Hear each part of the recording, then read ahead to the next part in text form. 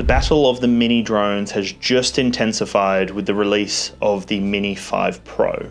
What's going on, guys? My name is Dan Davis and I'm the creative director here on DansTube.TV, which is Australia's #1 drone YouTube channel. And today I've got my full comparison between the DJI Mini 5 Pro versus the DJI Mini 4 Pro. Both drones have something very special to offer, and the Mini 4 Pro still holds up to this day. It's still a really solid drone that I know a lot of people are using. But the question on everyone's lips, should I get myself the Mini 5 Pro? Should I stick with the Mini 4 Pro? What should I do? In this video, I'm going to talk through a bunch of different scenarios, and I'm going to let you know what they share, what the Mini 5 and the Mini 4 Pro share, as well as what's different between them. Because the Mini 5 Pro is the latest from DJI, it is their latest mini drone, and it definitely is a pro drone, but is it worth the upgrade, or should you just stick with the Mini 4 Pro? Let's talk through some of the shared features of these two drones here. So they both offer 10-bit video, they both weigh under 250 grams if you go with the standard batteries, and for both of them, if you get the plus batteries, that will go over 250 grams at that point. Both of them feature cruise control mode, which is a really fun mode, as the name suggests. Cruise control, imagine what you would do in a car. You'd drive, press cruise control, and it would stick to that speed. Similar kind of thing here with the drone, but you can put in multiple inputs, press cruise control, and it will continue on that path. They also both offer waypoints mode, which is a great advanced pro feature that we saw on the Mini 4 Pro, and it's come across to the Mini 5 Pro as well. Both drones also offer true vertical video, which we saw on the Mini 4 Pro. It's come across to the Mini 5 Pro as well. Basically, the camera rotates to capture true vertical video. It's not cropping it, it's not doing anything funky like that. The camera physically rotates to capture true vertical video. They also both offer similar modes, so they've got master shots mode, and they've got a bunch of the same kind of quick shot modes here. We'll talk about the differences in a sec, but yeah, very similar modes across the board. When we look at that, you can see there's a lot of similarities between the drones. They've got a very similar form factor, a very similar offering across the board. They both offer omnidirectional obstacle avoidance, although the Mini 5 Pro has an advancement on that, which I'll talk about soon. But in terms of a lot of the modes, the video quality and that kind of stuff, there are a lot of similarities here and a lot of shared features, which make both of them viable drones for mini drone enthusiasts. With both drones weighing under 250 grams, depending on what battery you use, they are ideal for travel. They're perfect travel companions, and the Mini 5 Pro just sneaks in under 250 grams. So if you're using the standard battery, it weighs 249.9 grams. So it's right on the cusp of being 250 grams. But both of them do weigh under 250 grams with the standard batteries, and they both also offer the option to get those plus batteries, which take the drone over 250 grams but give you extra flight time. When we look at the Mini 5 Pro, which is the latest and greatest, let's talk about some of the key features that make it really unique here. So first things first, it does offer a new gimbal system, a brand new redesigned gimbal system that gives us up to 225 degrees of rotation. So in the rotate quick shot mode, it goes up to 180 degrees. But if you're manually controlling that rotate, the gimbal roll, then you can get up to 225 degrees. I've got a whole video on the channel, so go and check that out. It will be popping up here somewhere. Well worth going and checking that one out. But yeah, really cool to see this. We saw it on the Mavic 4 Pro. It's come across to the Mini 5 Pro, and they've done a really good job here. It's actually a lot more advanced than what we saw on the Mavic 4 Pro, just in terms of its flexibility and its ability to move in all sorts of directions while continuing to rotate. So that's something that the Mini 4 Pro can't even dream of. Yes, it can rotate to capture true vertical video, but that's it. It can't go beyond that, where the Mini 5 Pro offers a whole new creative playground to be able to flip videos upside down and rotate and bank over corners. Really unique stuff here. This is one of the newest features on the Mini 5 Pro. You can see it's got a whole new redesigned gimbal system. It's got bracing points down here and on top. It's got little legs that poke out. So it's got a slightly different design to the Mini 4 Pro, but it is a brand new redesigned gimbal system here on the Mini 5 Pro. The Mini 5 Pro also offers up to 14 stops of dynamic range, which is a nice improvement. I did a fair bit of research and I couldn't find specifics around the dynamic range on the Mini 4 Pro. From what I could see though, they were saying up to 12 stops of dynamic range. Now I might be wrong there, but that's what I could see with all the research I did there. So it is an improvement with the Mini 5 Pro in terms of that dynamic range. But again, don't fully quote me on that as it's not clearly stated on DJI's specs page or on their website.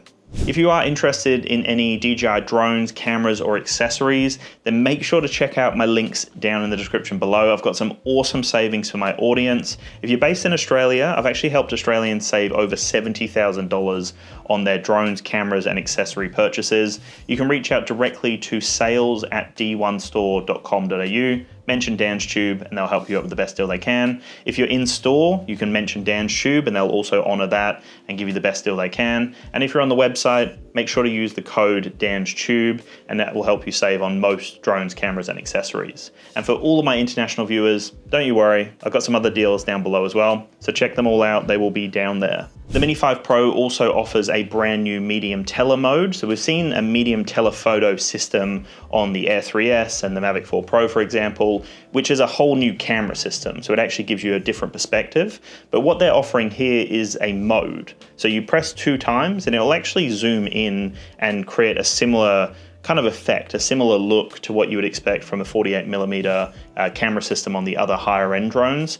You can do digital zoom with the Mini 4 Pro, but they're saying that with the Mini 5 Pro, it has been improved here.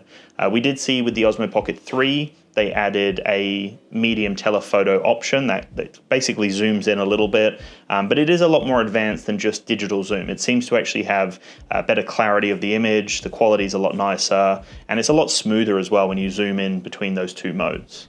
Let's get now into the nitty-gritty, the little details here that make the two drones different.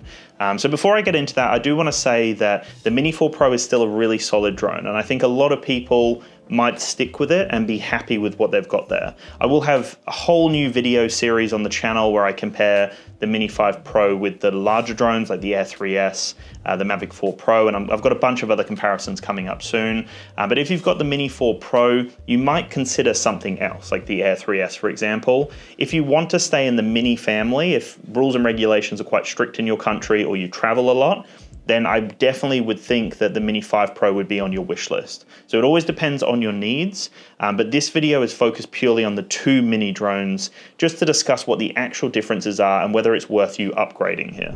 The biggest change here is this brand new camera system. So it is a 1-inch sensor. It's got that redesigned gimbal system that I mentioned before, but the 1-inch sensor makes the biggest difference here. It does have an aperture of 1.8 and you can capture 50 megapixel stills, but that 1-inch sensor just allows a lot more light in and it just captures some impressive videos that are a big improvement over the previous Mini 4 Pro.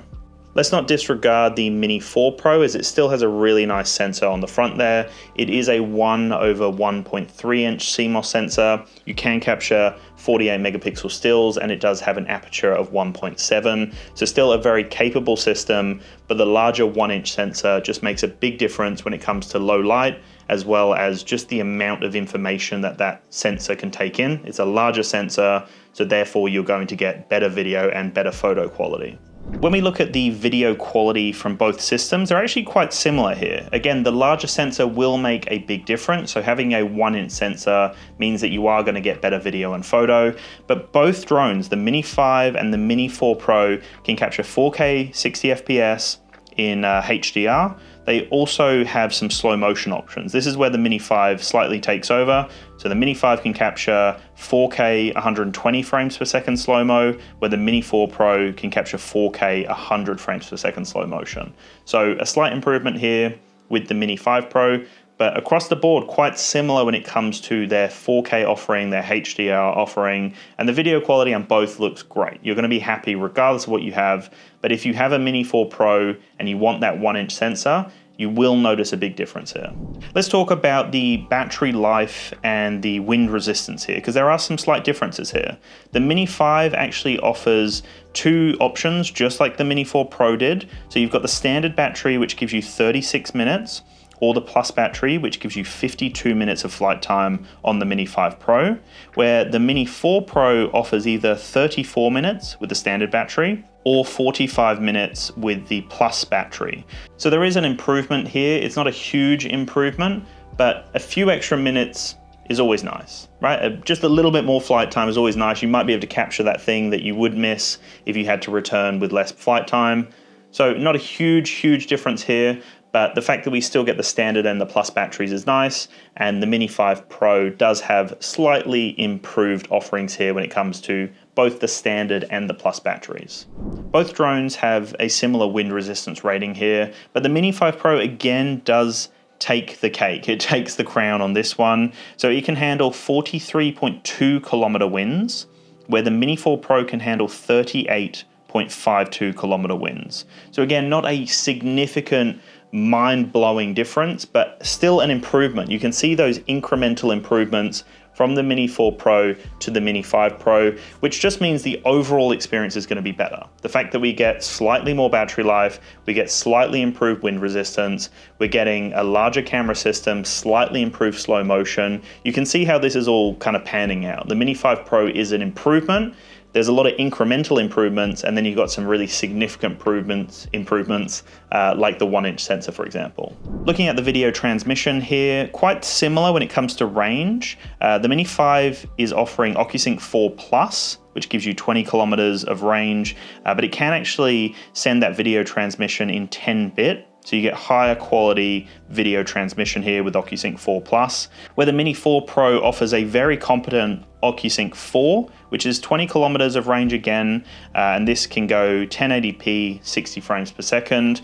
So both are really nice, not a major difference in terms of range. Yes, it's OcuSync 4 Plus, so it is the latest offering. You're gonna get some improvements there, but again, both drones are very competent when it comes to how they fly, how they handle the wind, and just the overall experience with both drones is great. One of the big differences here is the nightscape omnidirectional obstacle avoidance on the Mini 5 Pro. So there are LiDAR sensors at the front here, and it also has slightly different sensors across the board. So they call it nightscape omnidirectional obstacle avoidance. So it can handle lower light situations. LiDAR sensors is something that they've been adding to their latest drones, so the Air 3S and the Mavic 4 Pro. Both of them have LiDAR sensors.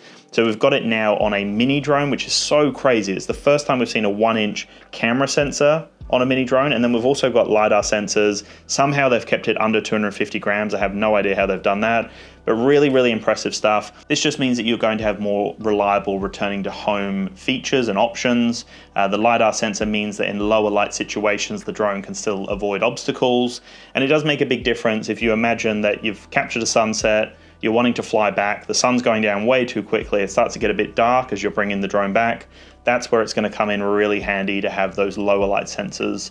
So nightscape omnidirectional obstacle avoidance is the improvement here over the Mini 4 Pro, where the Mini 4 Pro still has omnidirectional obstacle avoidance, so it can avoid obstacles in any direction, just like the Mini 5 Pro, but it doesn't have that nightscape functionality. It does not have a LiDAR sensor on it.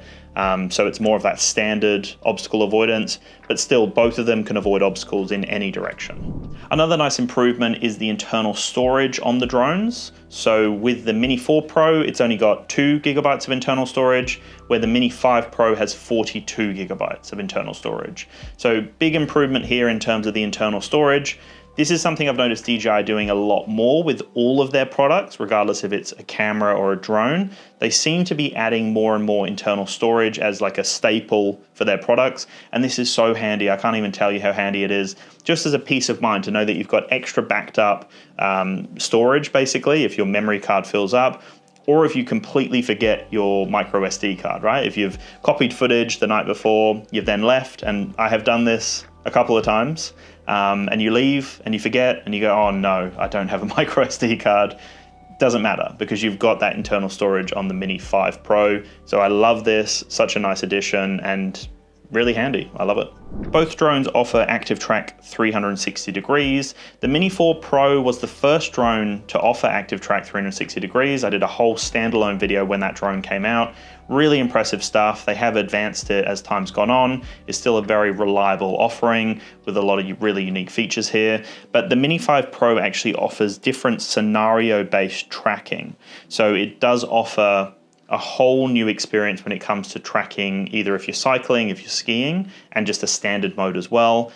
Yes, I haven't fully tested this. I tested it when I was on an electric scooter. Hard to tell what the difference was, but the idea is that it's specifically going to be capturing you in that scenario. So if you're on a bike and you put it into the bike mode, theoretically, it's going to track you slightly differently, maybe keep you a little bit closer. It's going to know that you're actually on a bike, so it's going to know to kind of move in a different way. So I need to test this a little bit more thoroughly, but it's cool to see that they've got scenario-based tracking now. Really nice addition here. And then the other thing I mentioned a little earlier on is that rotate mode. So this is another new unique thing on the Mini 5 Pro. We do get a rotate quick shot mode. We got this on the Mavic 4 Pro, and basically it's a quick shot mode that is pre-programmed. So you can either have it flying forward, backwards, you can change the speed, you can change the rotation speed as well as the flight speed, and you can change how that looks. But basically up to 180 degrees of rotation with that quick shot mode. And if you just go manually, right, if you're physically just controlling the camera yourself, the roll of the gimbal, you can go up to 225 degrees on the Mini 5 Pro. The quick shot mode caps out at 180 degrees. So I did a fair bit of research into the ascent and descent speed just to see how fast it ascends and how fast it descends, just to see if there's a difference between the two. And the Mini 5 Pro has a big improvement here. So the ascent speed is 36 kilometers an hour with the Mini 5 Pro, where it's only 18 kilometers on the Mini 4 Pro. So you can increase in speed a lot faster on the Mini 5 Pro. Some of these smaller drones are prone to having birds going for them. Just they're a bit smaller, they have a slightly different sound to them. And so you just gotta be aware of that. Even with the Mini 5 Pro, I had a few birds go for it, but having faster ascent speed makes a big difference because that's the best way to avoid a drone. Drones can't keep up flying up, where if you go down, a drone can swoop and catch up with the drone. So I always recommend increasing your altitude and then returning back to where you are. So having that improved speed when it comes to ascent makes a big difference on the Mini 5 Pro. Quickly on that note of sound or noise that the drones produce, the Mini 5 Pro is a little quieter here, so it does have an 81 decibel rating here. It does sound a little quieter, although like I said, the birds do still go for it. But nice to know that a lot of these newer drones from DJI are a little quieter. It definitely makes a big difference just to make sure that you're not bringing attention to it, regardless if it's people, birds, or whatever it may be. I really like having a quieter drone. Now, when we look at descent speed, again, an improvement here. The Mini 5 Pro can get up to 28.8 kilometers with the Plus battery, and the standard battery gets 21.6 kilometers of speed, where if we look at the Mini 4 Pro, it can only go up to 18 kilometers, right? So big improvement here, 18 kilometers across the board with the Mini 4 Pro. The ascent speed and the descent speed is 18 kilometers an hour. And then a final comment on the speed of each drone. Again, the Mini 5 Pro improves it here with the horizontal speed. So it can get up to 68.4 kilometers an hour with the battery Plus, or 64.8 kilometers per hour with the standard battery, where the Mini 4 Pro can only get up to 57.6 kilometers an hour. So again, an improvement across the board when it comes to the Mini 5 Pro. When we look at it on paper and as I'm talking it out loud, I can see that there have been a lot of improvements just to everything. The overall experience, the wind resistance, the speed, the battery life, the range has been slightly improved with the 10-bit video transmission. We've got a big improvement to the camera quality. We've got some improvements to software as well. So really cool to see here. I love the rotating mode on the Mini 5 Pro. So I think it is a big improvement. I think a lot of people are definitely going to upgrade. A lot I actually think will upgrade purely for that 1-inch sensor. I know a lot of people love a 1-inch sensor on a drone and are obsessed with that. Like when it came out on the Air 3S, people weren't getting the Air 3 because they were waiting for that 1-inch version. So I think a lot of people are going to go for this. A 1-inch camera on a mini drone under 250 grams is a huge offering that I think a lot of people are going to love. So across the board, both really good mini drones. The Mini 4 Pro is still such a reliable system. I know a lot of people are also going to just stick with this and not upgrade, purely because it does most of what you need from a mini drone, and it still offers you a bunch of functionality when it comes to those plus batteries. You still get true vertical video, you still got omnidirectional obstacle avoidance, still some really awesome pro modes in here, waypoints, cruise control, all sorts of things. So the Mini 4 Pro is still a phenomenal pro mini drone, but the improvements to the Mini 5 Pro definitely make a big difference here. They have put a lot of love and attention into this little drone here. The fact it's under 250 grams, it's 249.9 grams. Mind-blowing that they've been able to do that by still adding additional things like a larger camera system, a redesigned gimbal, LiDAR sensor on the front. It's a quieter drone. It's just so cool to see. And even just looking at like the color differences here, I know it's a subtle little thing, but it's more of a silvery gray, where this is more of a dull kind of gray, like a whitey gray. Don't know if that makes sense, but you can see it looks a little bit more mature almost. It's slightly longer, is it? Like slightly longer, the slightest bit longer here, if I hold them like that. But overall, I really like both systems. I think they're both really, really great, and you're gonna be happy regardless. Like if you've got the Mini 4 Pro and you're happy with it, and you don't have the money, then stick with it. You're gonna be happy with it for a long time. It's still a great drone. But if you've been waiting for that upgrade, you wanted that large camera system, you wanted some of these other improvements I've mentioned, then go ahead. I think the Mini 5 Pro competes with some of the other high-end pro drones from DJI. It competes with the Air 3S and the Mavic 4 Pro on a few different metrics that I will cover in a whole comparison video. But this is a really nice upgrade. This is a big improvement here from DJI, and cool to see what they've done here. Anyway guys, thank you so much for watching. I appreciate all of the amazing support, and I'll chat to you in the next one. Peace.